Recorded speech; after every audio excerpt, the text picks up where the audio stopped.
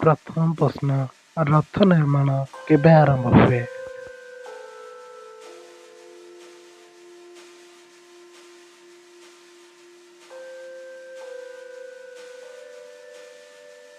ସଠିକ ଉତ୍ତର ହେଉଛି ଅକ୍ଷୟ ତୃତୀୟା।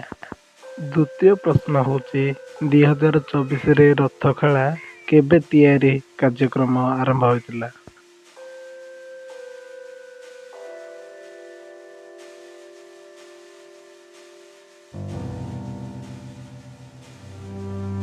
ଆନ୍ସର ହେଉଛି ଶନିବାର। ପ୍ରଶ୍ନ 3 ହେଉଛି 3 ରଥ ପାଇଁ କେତେ ତୁମ୍ବ କାଠ ଆବଶ୍ୟକ?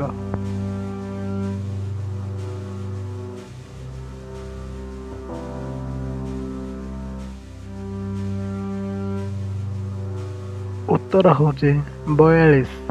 ପ୍ରଶ୍ନ 4 ହେଉଛି 3 ରଥ ପାଇଁ ଚକ କେତେ ଦିନ ଲାଗେ?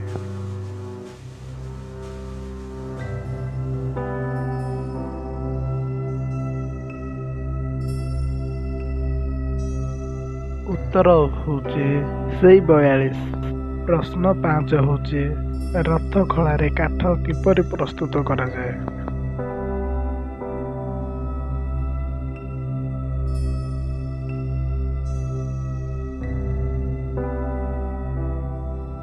ଉତ୍ତର ହେଉଛି ଚିରଟି ଯାତ୍ରା।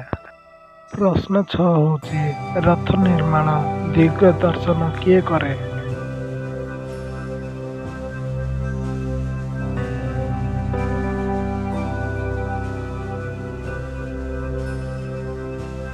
ଉତ୍ତର ହେଉଛି କରତି ସେବାୟତ ଓ ବିଶ୍ୱକର୍ମା। ପ୍ରଶ୍ନ 7 କେତେ ଖଣ୍ଡ ରଥ କାଠରେ ଆବଶ୍ୟକ?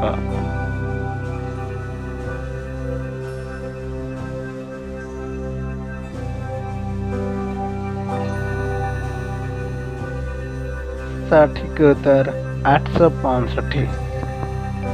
ପ୍ରଶ୍ନ 8 ପୁରୀରେ ପ୍ରତିବର୍ଷ 3 ରଥ କାହା ପାଇଁ ନିର୍ମିତ ହୁଏ?